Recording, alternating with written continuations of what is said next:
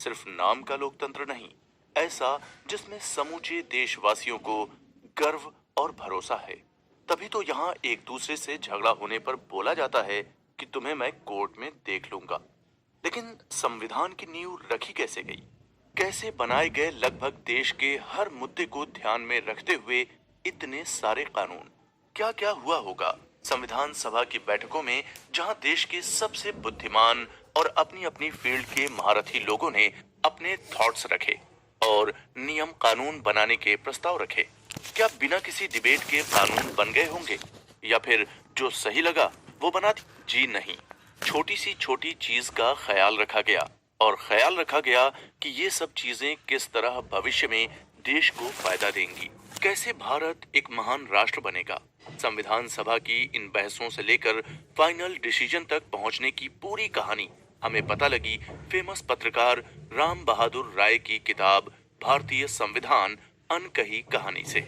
और ये जानकारियां थीं बहुत कमाल की, तो हमने सोचा क्यों ना अपनी कुकू एफएम फैमिली के मेंबर्स को भी ये सब सुनाया जाए।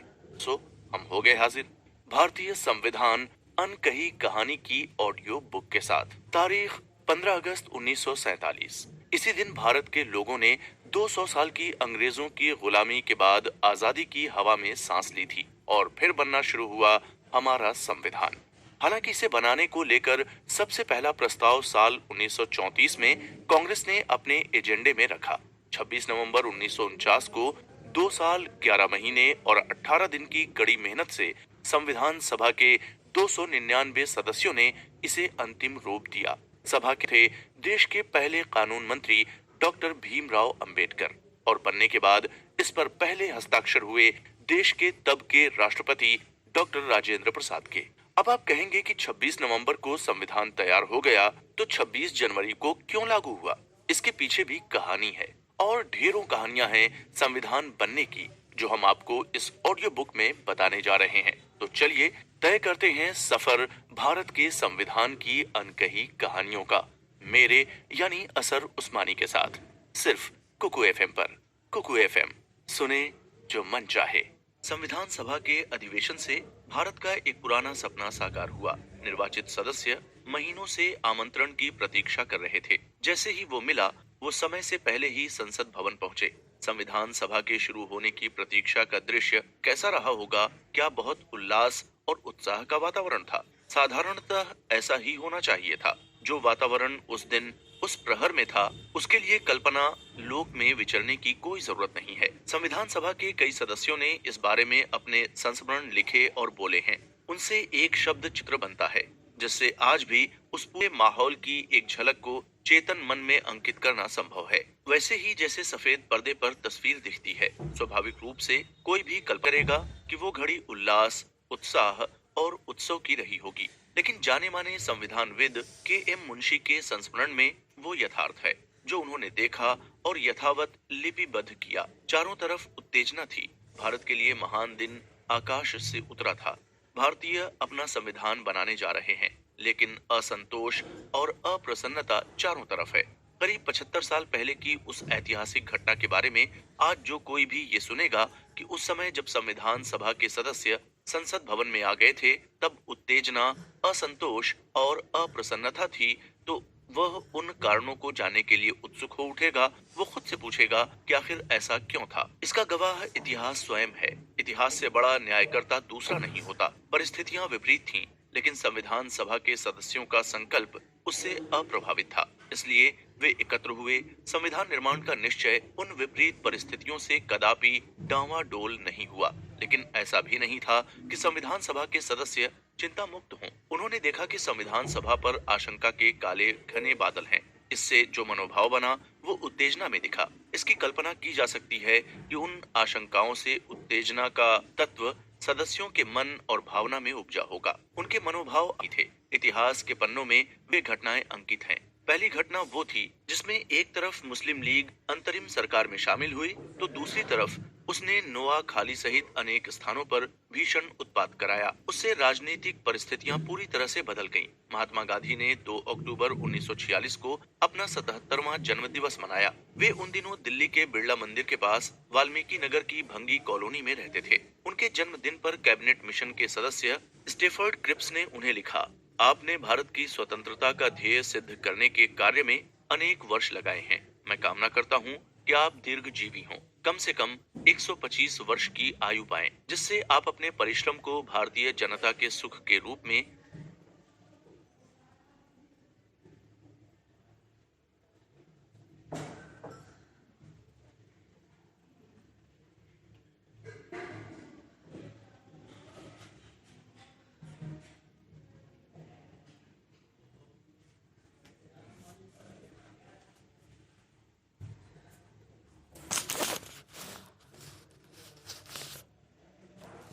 परिणित होता हुआ देख सकें।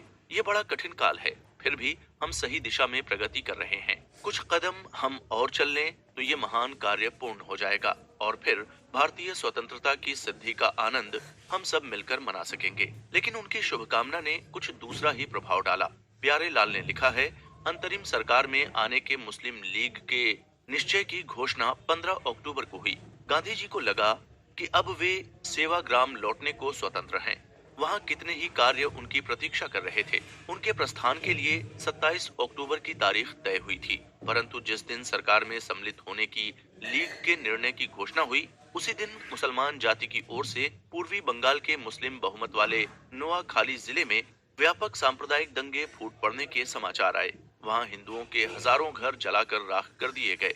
बड़े पैमाने पर लूटमार मची। जबरदस्ती से लोगों का धर्म बदला गया और मुसलमानों के साथ हिंदू स्त्रियों का विवाह करा दिया गया।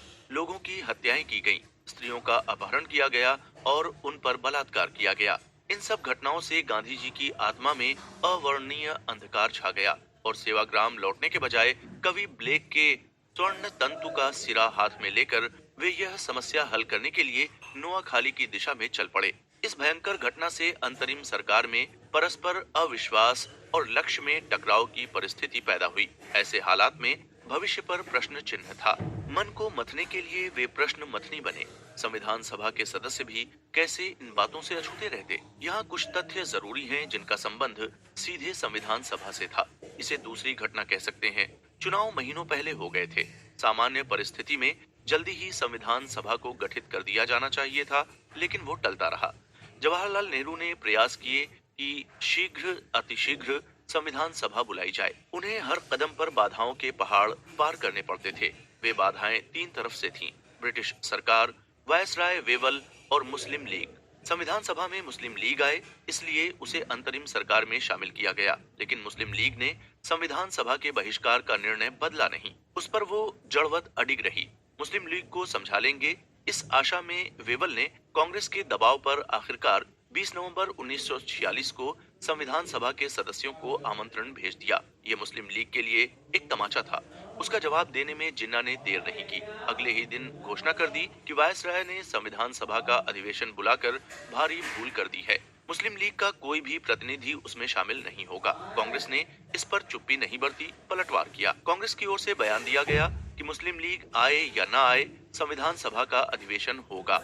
इस पूरे घटनाक्रम में एक अवसर अत्यंत महत्व का है। अंतरिम सरकार में शामिल होने के कारण जवाहरलाल नेहरू ने कांग्रेस अध्यक्ष पद छोड़ा था। उनके स्थान पर आचार्य जे.बी. कृपलानी अध्यक्ष निर्वाचित हुए थे। मेरठ में कांग्रेस का अधिवेशन हुआ।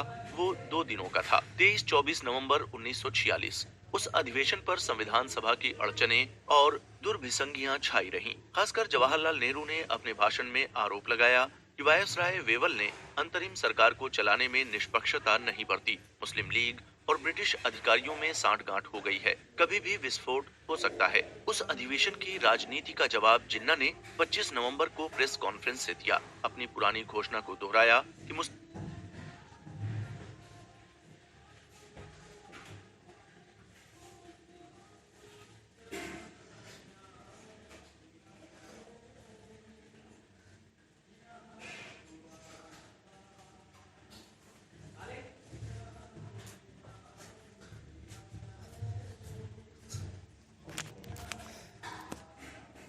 मुस्लिम लीग संविधान सभा में सम्मिलित नहीं होगी। इसी समय ब्रिटिश प्रधानमंत्री इटली ने बीच बचाव का एक प्रयास किया। उन्हें भारत का हितैषी समझा जाता था, हालांकि वो एक भ्रम था जो जल्द ही दूर हो गया। इटली ने जवाहरलाल नेहरू से अनुरोध किया कि वे लंदन आए। नेहरू ने उनका आमंत्रण मान लिया। इस तरह 1 दिसंबर 1946 को केवल नेहरू, बलदेव सिंह, जिन्ना और लियाकत अली खान कराची से लंदन के लिए रवाना हुए। वहाँ 3 दिन बातें हुई, सुलह की कोशिशें चली, वे अंततः विफल रहीं। 6 दिसंबर को ब्रिटिश सरकार ने जो बयान जारी किया वो भारत में खतरे की कन फोड़ घंटी थी। उसका यह अंश संविधान सभा से सीधे संबंधित है। अगर संविधान सभा संविधान बना भी ले तो उसमें भारतीय लोगों के एक बड़े भाग का प्रतिनिधित्व न होने के कारण सम्राट की सरकार तो ये सोच भी नहीं सकती कि ऐसा संविधान देश के किसी ऐसे भाग पर थोप दिया जाए जो उसको नहीं चाहता। इस बयान में मुस्लिम लीग की जीत थी और भारत के विभाजन के बीज थे। भारतीय लोगों के एक बड़े भाग से आशय मुसलमानों से है। इस वाक्यांश से ब्रिटिश सरकार ने मुस्लिम लीग के दावे को मान लिया। मुस्लिम लीग उस समय भारत के मुसलमानों की एकमात्र प्रवक्ता होने का दावा करती थी। लंदन वार्ता से जवाहरलाल नेहरू और सरदार बलदेव सिंह 7 दिसंबर को वापस दिल्ली आ गए, लेकिन जिन्ना और लियाकत अली खान पाकिस्तान के लिए ताना बाना बुनने के प्रयास में वहीं रुक गए। ब्रिटिश भारतीय प्रांतों से संविधान सभा के लिए 296 सदस्य चुने गए थे, जिसमें कांग्रेस के 208 सदस्य निर्वाचित हुए थे। उनमें 30 सदस्य कांग्रेस पार्टी के टिकट पर जीते थे, लेकिन वे कांग्रेस के संगठन से बाहर के थे। उनमें ही Alladi Krishnaswami, N Gopalaswami Ayyangar, B Shiva Rao, H C Mukherjee, S Radhakrishnan, H N Kunzru आदि थे, जिनके नाम गांधी जी ने सुझाए थे। लेकिन उनमें से 207 सदस्य ही उस दिन उपस्थित थे। संसद भवन में आज जो सेंट्रल हॉल है वो उस समय काउंसिल चेंबर का पुस्तकालय होता था। वहीं संविधान सभा के सदस्य बैठाए गए। के एम मुंशी ने अपने संस्मरण में उस दृश्य का इस प्रकार वर्णन किया है। संविधान सभा के हॉल में मैं जल्दी पहुंच गया हूँ। रास्ते में गोपाल स्वामी, नरसिंह गोपाल स्वामी अयंगर मुझे मिले। अगर एक गैर दलीय व्यक्ति चुना जाता है तो संभव है वो अध्यक्ष बने।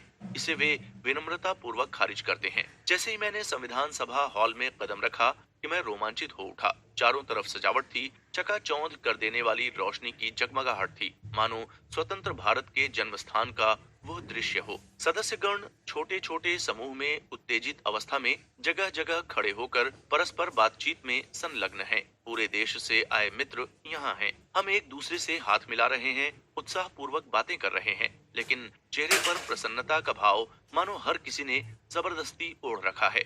ये सहज नहीं है, चेहरे का भाव बनावटी लगता है।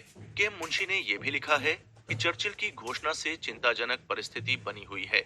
जिन्ना की धमकी देश के लिए भयावह है। केवल आज के लिए दिल्ली से भाग गए हैं, या तो भारत का विभाजन या करोड़ों हिंदुओं का बलिदान। ये है वो कीमत जो बहुत भारी है, हमसे मांगी जा रही है। मैं HVR अयंगर संविधान सभा के सचिव के पास पहुंचा। उनसे पता चला कि ब्रिटिश सरकार ने इस अवसर पर संविधान सभा के लिए कोई शुभकामना संदेश नहीं भेजा है। ब्रिटिश सरकार की दृष्टि में संविधान सभा का कोई सम्मान नहीं है, इसलिए पहचानने से इनकार कर दिया है। अमेरिका, चीन, राष्ट्रवादी और ऑस्ट्रेलिया ने अपने अपने शुभकामना संदेश भेजे हैं। वेवल के दिल्ली छोड़ने का कारण उनकी अंतरिम सरकार से नाराजगी थी। वे चाहते थे कि संविधान सभा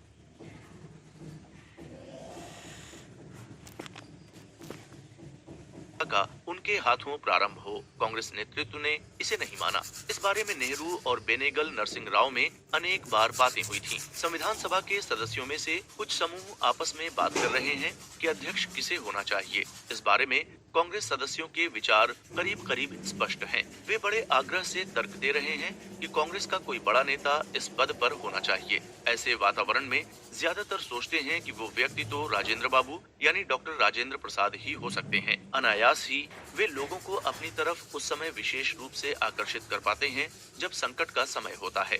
इस आकर्षण का सबसे बड़ा कारण उनकी प्रामाणिक नैतिक शक्ति है। कृपलानी यानी आचार्य जेबी कृपलानी हॉल में प्रवेश कर रहे हैं। अपने लंबे बालों में वे मिजाज से क्रांतिकारी की तरह लगते हैं। हम आपस में लंदन में हुई बातचीत पर चर्चा करते हैं। इस बारे में कृपलानी का रुख नकारात्मक है।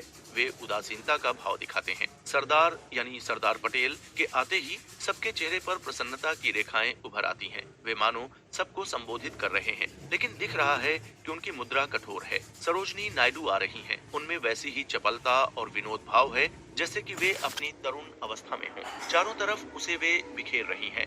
जयकर मुकुंद राव जयकर अपनी सीट पर आकर एकाकी होकर बैठे। उनकी भावपूर्ण मुद्रा तिरस्कार की है। मेरे अभिवादन को उन्होंने बहुत बेमन से ग्रहण किया। पंडित जी यानी जवाहरलाल नेहरू आते दिखे। जैसे ही वे हॉल में पहुंचे कि प्रसन्नता की लहर दौड़ गई। सब पर अपनी मुस्कुराहट बिखेरी। अपने लेदर केस को हवा में उछाला और उसे पकड़ा। फिर अपनी सीट पर आकर बैठे। उत्सुक सदस्यों ने उन्हें घेर लिया। वो जानना चाहते थे कि क्या होने जा रहा है। उन सदस्यों की उत्सुकता लंदन वार्ता के बारे में थी, जहां जवाहरलाल नेहरू इटली के निमंत्रण पर गए थे। वहां 3 दिसंबर से 6 दिसंबर तक बहस होती रही। कोई फैसला नहीं हुआ। जिन प्रश्नों पर गहरा विवाद था उनमें एक असम के बारे में भी था कि मुंशी ने असम के प्रधानमंत्री का अपने संस्मरण में उल्लेख किया है। गोपीनाथ बारदोलोई मुझे सबसे पहले मिले। उनकी मनोदशा अत्यंत खराब थी, जिसे शब्दों में व्यक्त नहीं किया जा सकता। बापू यानी महात्मा गांधी ने उन्हें आश्वासन दिया है कि चिंता की कोई बात नहीं है, असम के साथ अन्याय नहीं होने दिया जाएगा। लेकिन सरदार वल्लभ भाई पटेल की क्या प्रतिक्रिया होगी, उन्होंने मुझसे पूछा। कैबिनेट मिशन प्लान में समूह की व्यवस्था पर मैंने लिखित सलाह दी है कि वो राज्यों के लिए स्वैच्छिक है। अलादी कृष्णा स्वामी का विचार विपरीत है, लेकिन वे संदेह में भी हैं, जैसा कि उन्होंने मुझे भेजे पत्र में लिखा है। मैंने बारदोलोई से कहा है कि वो इस बारे में न्यायिक निर्णय का रास्ता चुनना, अनिश्चय को निमंत्रण देना होगा। अदालत में जाने से करोड़ों हिंदुओं का भाग्य अधर में लटक जाएगा। असम को बचाने में महात्मा गांधी की निर्णायक भूमिका थी। उन्होंने जो प्रस्ताव लिखा उसे कांग्रेस ने पारित किया, जिससे असम भारत का अंग बना रह सका। जिन्ना की नजर असम पर थी। उस समय असम का अर्थ होता था आज के असम सहित उत्तर पूर्वी राज्यों का बड़ा भाग।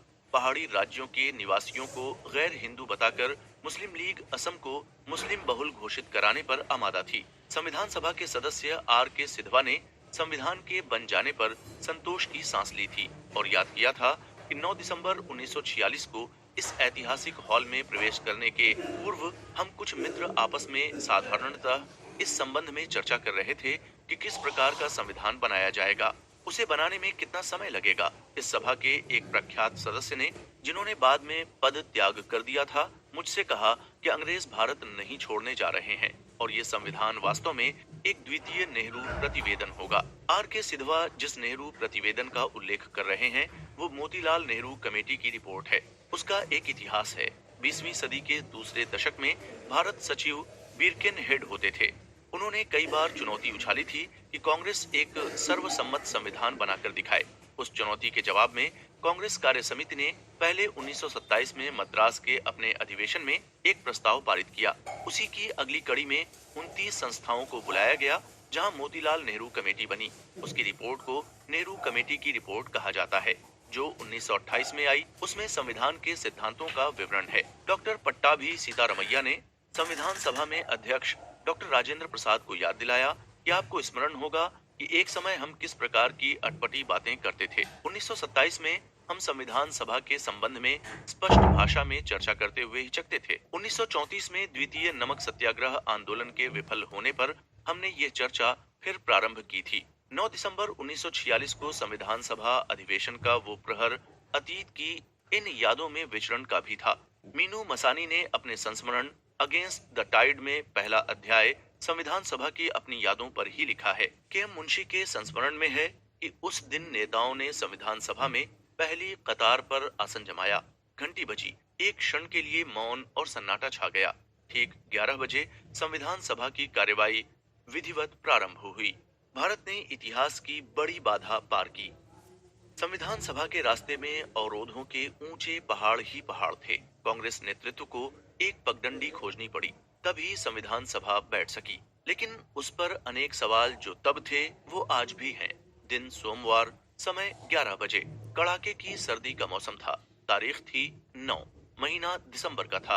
1946 का साल था। नई दिल्ली स्थित संसद के कॉन्स्टिट्यूशनल हॉल में देश के हर क्षेत्र से नवनिर्वाचित प्रतिनिधि एकत्र हुए। वे असाधारण गुणों से भरपूर थे। उनमें ज्यादातर स्वाधीनता सेनानी रहे। अंतरिम सरकार में उपाध्यक्ष पद पर विराजमान जवाहरलाल नेहरू उस सभा के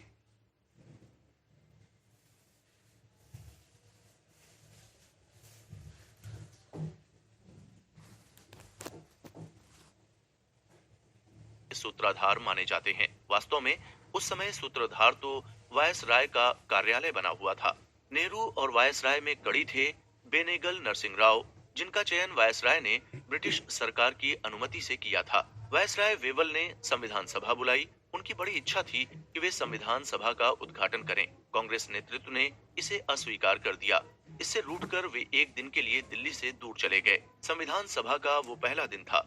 उसकी मांग पहली बार कांग्रेस ने 1934 में की थी, जिसे 12 साल बाद कैबिनेट मिशन की योजना में बनने का अवसर आया। उस योजना को कांग्रेस ने स्वीकार किया। वो अपने वादे और मांगों से कई कदम पीछे हटी। संविधान का अधिकार शासक से छीना जाता है। यहाँ शासक की मर्जी और उसके बनाए नियमों में संविधान सभा बैठ रही थी। कैबिनेट मिशन ने जो योजना घोषित की थी, उसके अनुरूप भी वो संविधान सभा नहीं थी। अगर होती तो उसमें मुस्लिम लीग, सिख समाज के नेता और रियासतों के प्रतिनिधि भी होते। मुस्लिम लीग ने घोषणा कर दी कि वो संविधान सभा का बहिष्कार करेगी। रियासतों के प्रतिनिधि असमंजस में थे। वैसे भी रियासतों को कैबिनेट मिशन योजना में संविधान सभा के लिए कई बाधाएं पार करनी थीं। ऐसी स्थिति में महात्मा गांधी ने कांग्रेस के नेताओं को सलाह दी कि ऐसी टूटी फूटी संविधान सभा में जाने की जरूरत नहीं है। ब्रिटिश सरकार से नया समझौता होने के बाद ही संविधान सभा में जाना चाहिए। लेकिन कांग्रेस ने दूसरा ही रास्ता चुना। वो महात्मा गांधी की सलाह के विपरीत था। कांग्रेस नेतृत्व ने संविधान सभा को अपने सपने के सच होने की तरह माना। संविधान सभा के पहले दिन से कांग्रेस नेतृत्व और महात्मा गांधी के रास्ते समानांतर होने लगे थे, पर वे विपरीत नहीं, जरूरत पड़ने पर एक भी हो जाते थे। जैसे ही सभा बैठी कि आचार्य JB कृपलानी खड़े हुए। वो कांग्रेस के अध्यक्ष थे, इसलिए उन पर यह दायित्व आया। उन्होंने अस्थायी अध्यक्ष के लिए डॉक्टर सच्चिदानंद सिन्हा के नाम का प्रस्ताव रखा।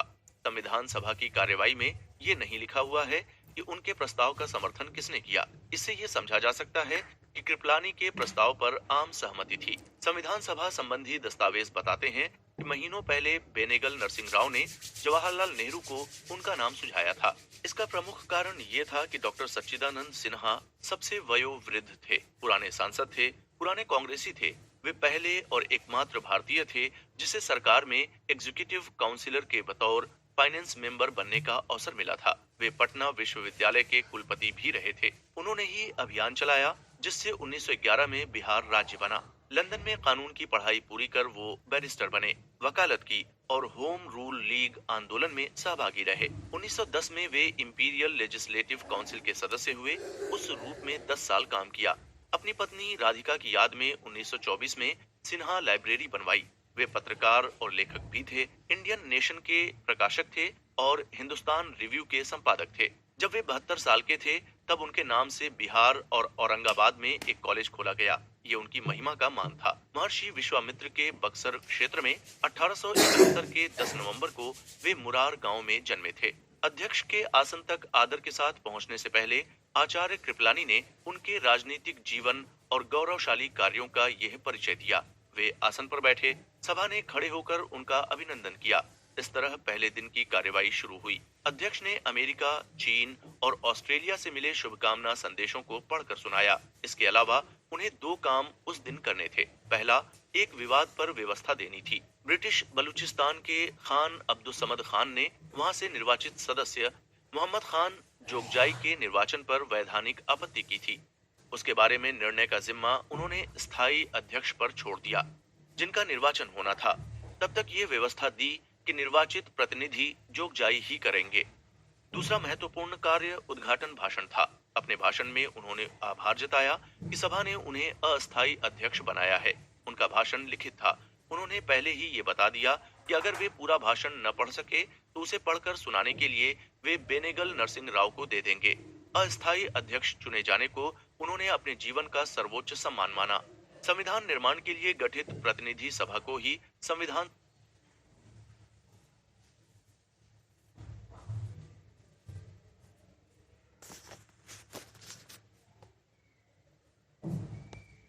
सभा कहते हैं।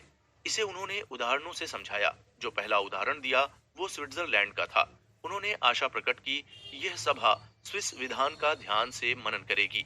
उसके बाद उन्होंने फ्रेंच नेशनल असेंबली का उल्लेख करते हुए अमेरिकी संविधान सभा के बारे में बताया। वो सभा 1787 में फिलाडेल्फिया में बैठी थी। उन्होंने इसे चिन्हित किया कि कनाडा, ऑस्ट्रेलिया और दक्षिण अफ्रीका ने अमेरिकी संविधान को अपना आदर्श बनाया।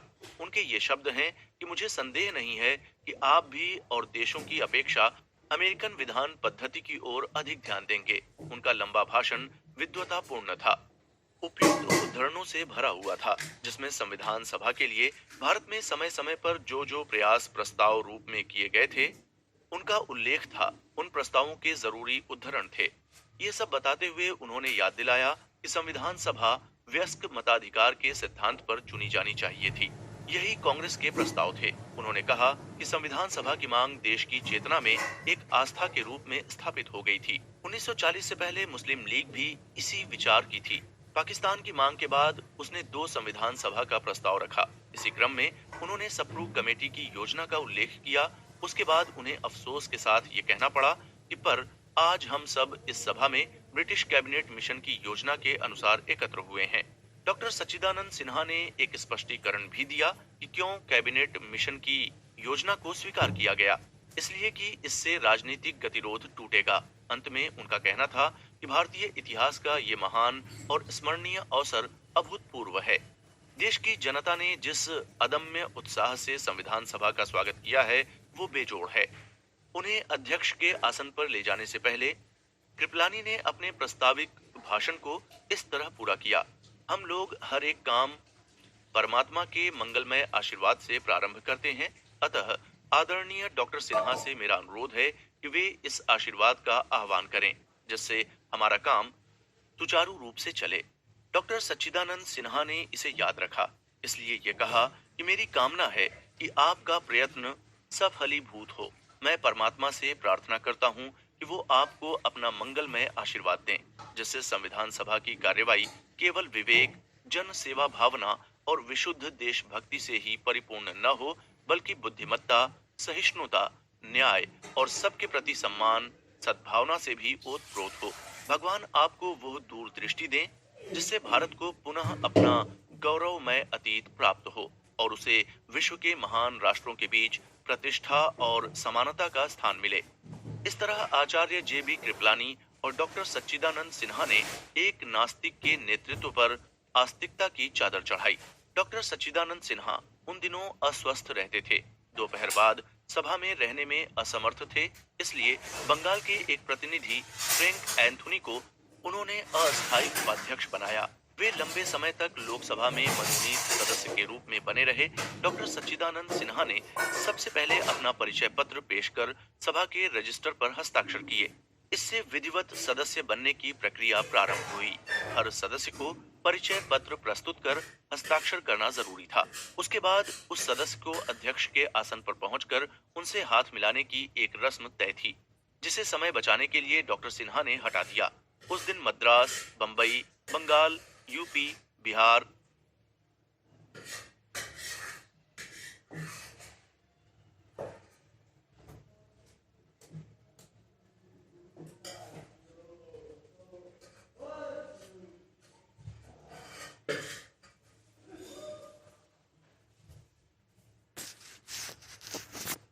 पंजाब, मध्य प्रांत और बरार, असम सीमा प्रांत, उड़ीसा, सिंध, दिल्ली, अजमेर, मेरवाड़ और कुर्ग से निर्वाचित प्रतिनिधियों ने हस्ताक्षर किए। कैबिनेट मिशन योजना में संविधान सभा की संख्या 385 होनी थी। पहले दिन सिर्फ 207 सदस्य ही आए। मुस्लिम लीग ने पहले तो कैबिनेट मिशन योजना को माना था, लेकिन बाद में बहिष्कार करने का निर्णय किया। कैबिनेट मिशन बनाने की घोषणा 19 फरवरी 1946 को की गई थी। उसमें ब्रिटिश कैबिनेट मंत्री थे, इसलिए वो कैबिनेट मिशन कहलाया। 3 सदस्यीय मिशन 23 मार्च 1946 को भारत पहुंचा। उसने हर पक्ष से बात की। अंततः 16 मई को अपनी योजना घोषित कर दी। उसमें ही संविधान सभा बनने की प्रक्रिया दी गई थी, जिसे लंबी बहस के बाद कांग्रेस ने 25 जून को स्वीकार किया। उसने कैबिनेट मिशन योजना के अधीन संविधान सभा में जाने का निर्णय किया। उससे पहले वायसराय ने अंतरिम सरकार के गठन की घोषणा कर दी थी। कैबिनेट मिशन 29 जून को वापस चला गया। उसके बाद 2 सितंबर 1946 को अंतरिम सरकार बनी, जिसमें पंडित जवाहरलाल नेहरू गवर्नर जनरल की परिषद के उपाध्यक्ष बनाए गए। उसमें उनके अलावा 12 सदस्य थे। जवाहरलाल नेहरू ने अपनी अध्यक्षता में एक विशेषज्ञ समिति बनाई थी। वो संविधान सभा के चुनावों से पहले ही बनाई गई थी। उसे संविधान सभा संबंधी प्रक्रियाओं का निर्धारण करना था। उसकी पहली बैठक 20 जुलाई को हुई थी। फिर भी संविधान सभा को बुलाने में 5 महीने लगे। इसका बड़ा कारण मुस्लिम लीग का नकारात्मक रवैया था। वायसराय वेबल ने संविधान सभा के सलाहकार बेनेगल नरसिंह राव को जिन्ना से बातचीत कर उन्हें सहमत कराने में लगाया था। हालांकि उन्हें सफलता नहीं मिली। बेनेगल नरसिंह राव ही वे व्यक्ति थे जिस पर जिन्ना भरोसा करते थे। जिन्ना ने जो सवाल पूछे उसका जवाब राव के पास नहीं था, पर यह उम्मीद बनी हुई थी कि मुस्लिम लीग देर से ही सही संविधान सभा में आएगी। संविधान सभा का पहला दिन ही बताता है कि भविष्य में औपनिवेशिकता का विस्तार होगा। हालांकि चर्चिल प्रधानमंत्री नहीं थे। प्रधानमंत्री तो एटली थे। लेबर पार्टी की सरकार थी, लेकिन पूरी संविधान सभा चर्चिल की घोषणा से चिंतित थी, क्योंकि उनका प्रभाव ब्रिटेन की राजनीति और राजनीतिक नेताओं पर कम नहीं हुआ था। कारण चर्चिल से बड़ा चर्चिल का आभा मंडल जो था। आशंकाओं में बढ़ोतरी मुस्लिम लीग की सीधी कार्रवाई और उसके भावी दुष्परिणामों के बारे में सोचने पर होती थी। पहले सप्ताह में 3 खास बातें हुई। 10 दिसंबर 1946 को जवाहरलाल नेहरू ने एक प्रस्ताव पेश किया कि यह सभा संविधान सभा कार्यालय के वर्तमान स्वरूप को मंजूर करती है। यह एक रहस्योद्घाटन था जो उनके भाषण से प्रकट हुआ, जिसमें उन्होंने सदन को बताया कि संविधान सभा का कार्यालय कई महीनों से काम कर रहा है। सदस्यों ने इस सूचना पर कोई प्रश्न नहीं उठाया, किसी तरह की जिज्ञासा भी प्रकट नहीं की। इसे संविधान सभा की प्रक्रिया की एक महत्वहीन कड़ी माना गया। क्या वास्तव में ऐसा ही है? जवाहरलाल नेहरू ने भी तब पूरी सूचना नहीं दी।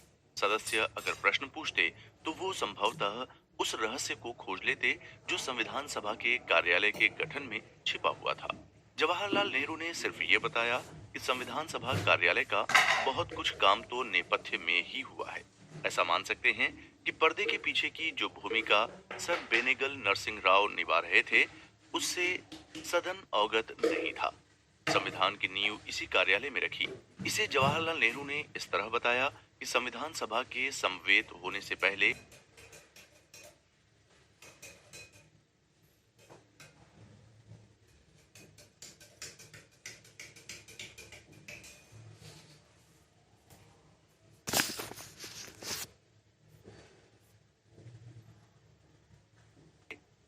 जो कुछ हो चुका है उसे इसी कार्यालय ने पूरा किया। सच तो ये है कि नवंबर 1945 से ही ब्रिटिश योजना में बेनेगल नरसिंह राव संविधान संबंधी कार्यों में लग गए थे, जिससे जवाहरलाल नेहरू भली भांति अवगत थे। संविधान सभा कार्यालय की मंजूरी के प्रस्ताव का एम आसफ अली ने समर्थन किया, जिनके नाम से पुरानी दिल्ली में इन दिनों असफ अली रोड है। नेहरू के प्रस्ताव को सभा ने अपनी मंजूरी दी, जिसकी घोषणा डॉक्टर सच्चिदानंद सिन्हा ने की। अगले दिन डॉक्टर राजेंद्र प्रसाद विधिवत और आम सहमति से संविधान सभा के स्थायी अध्यक्ष निर्वाचित हुए। उनके नाम का प्रस्ताव आचार्य जे.बी. कृपलानी ने किया और सरदार वल्लभ भाई पटेल ने समर्थन किया था। दूसरा प्रस्ताव हरे कृष्ण मेहताब का था, जिसका समर्थन नंद किशोर दास ने किया था। टी प्रकाशम और एस राधा कृष्णन से भी अलग अलग प्रस्ताव मिले थे। निर्वाचन के उपरांत आचार्य कृपलानी और मौलाना अबुल कलाम आजाद ने अस्थायी अध्यक्ष के पास डॉक्टर राजेंद्र प्रसाद को आसन पर बिठाया। सदस्यों ने खुशी में नारे लगाए।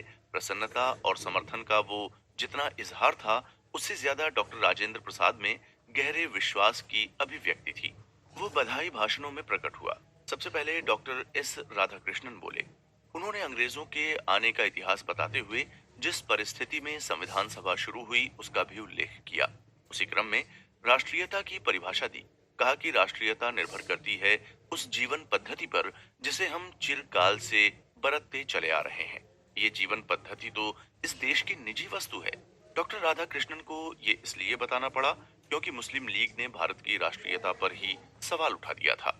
उन्होंने आखिर में कहा कि डॉक्टर राजेंद्र प्रसाद को अध्यक्ष के रूप में पाकर हम ऐसा व्यक्ति पा गए हैं जो सौजन्य की स्वयं प्रतिमा है। इन गोपाल स्वामी अयंगर का कहना था कि अध्यक्ष के निर्वाचन से संविधान सभा ने अपने कार्य की शुरुआत कर दी है।